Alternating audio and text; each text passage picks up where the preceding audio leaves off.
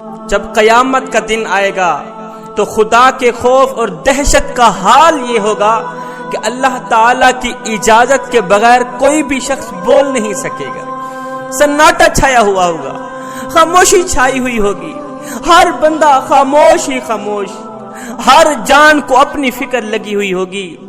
لاکھوں کروڑوں کی تعداد میں انسان ہوں گے، اربوں خربوں کی تعداد میں لوگ ہوں گے، مگر خاموش ہوں گے، کوئی بول نہیں رہا ہوگا، ششدر ہوں گے، ہر کسی کو اپنی جان کی لگی ہوئی ہوگی۔ اللہ غصے میں ہوگا ہے جب قیامت کا زلزلہ بپا ہوگا، جب قیامت کا زلزلہ قائم ہوگا، ایک دم آسمانوں کے ٹکڑے ٹکڑے ہو کر زمین پر برسنا شروع کر دیں گے، زمین پر برسیں گے۔ جیسے ہی آسمانوں کے ٹکڑے زمین پر برسیں گے، زمین آسمانوں کے ٹکڑے کو برداشت نہیں کر پائے گی، ایک دم زمین پھٹ جائے گی۔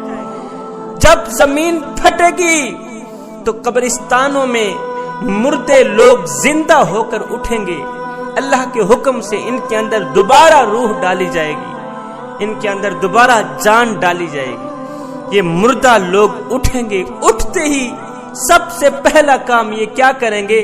میدان حساب کی طرف دوڑ لگا دیں۔ اس وقت سناٹا چھایا ہوا ہوگا، خاموشی چھائی ہوئی ہوگی، اللہ کا خوف ان پر اس طرح حاوی ہوگا، اللہ کی دہشت ان لوگوں پر اس طرح سوار ہوگی۔ اللہ کی دہشت نے، اللہ کے خوف نے ان سب کو پریشان کیا ہوا ہوگا۔